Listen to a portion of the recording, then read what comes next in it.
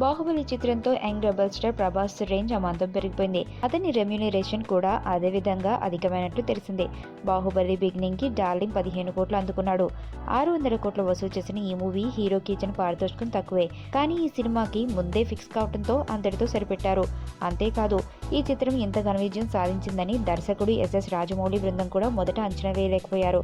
So remuneration లో మార్పు లేదు. ప్రస్తుతం ముగింపు దశలో ఉన్న బాహుబలి కంక్లూజన్ కి మాత్రం రెట్టింపు పారితోషికం అందుకుంటున్నట్లు సమాచారం. అంటే ఓ సినిమాకు ప్రభాస్ 30 కోట్లు తీసుకున్నారు. ఇప్పటి వరకు టాలీవుడ్ లో power star Pawan Kalyan, super star Mahesh Babu 20+ కోట్లు అందుకున్నారు. ఇదే హైయెస్ట్ రెమ్యూనరేషన్ గా రికార్డులో ఉంది. వాటన్నింటినీ డార్లింగ్ బద్దలు కొట్టారు. బాహుబలి 2కి మాత్రమే కాకుండా ఆ తర్వాత సుజిత్ దర్శకత్వంలో చేరిన మూవీకి కూడా 30 కోట్లు తీసుకున్నారు. దీంతో టాలీవుడ్ లో నెంబర్ 1 స్థానం యంగ్ రెబల్ స్టార్ సొంతమైంది. ప్రభాస్ 3 ఏళ్లుగా పడిన కష్టానికి ఇది గుర్తింపు అని అభిమానులు ఆనందం వ్యక్తం చేస్తున్నారు. యువి క్రియేషన్స్ బ్యానర్ లో రూపుదిద్దుకుంటున్న కొత్త సినిమా జనవరి నుంచి సెట్స్ మీదకు వెళ్లనుంది. దీనిని 150 కోట్ల బడ్జెట్ తో ఏకకాలంలో తెలుగు, తమిళం, హిందీ భాషలో తెరకెక్కించేందుకు సుజిత్ అంతా సిద్ధం చేశారు. నీ స్నేహితుడు ఎవరో తెలిస్తే నీ క్యారెక్టర్ తెలుస్తుంది.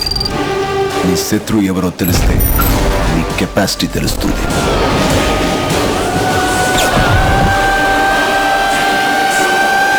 నా శత్రువుని సెలెక్ట్ చేసుకున్నాను.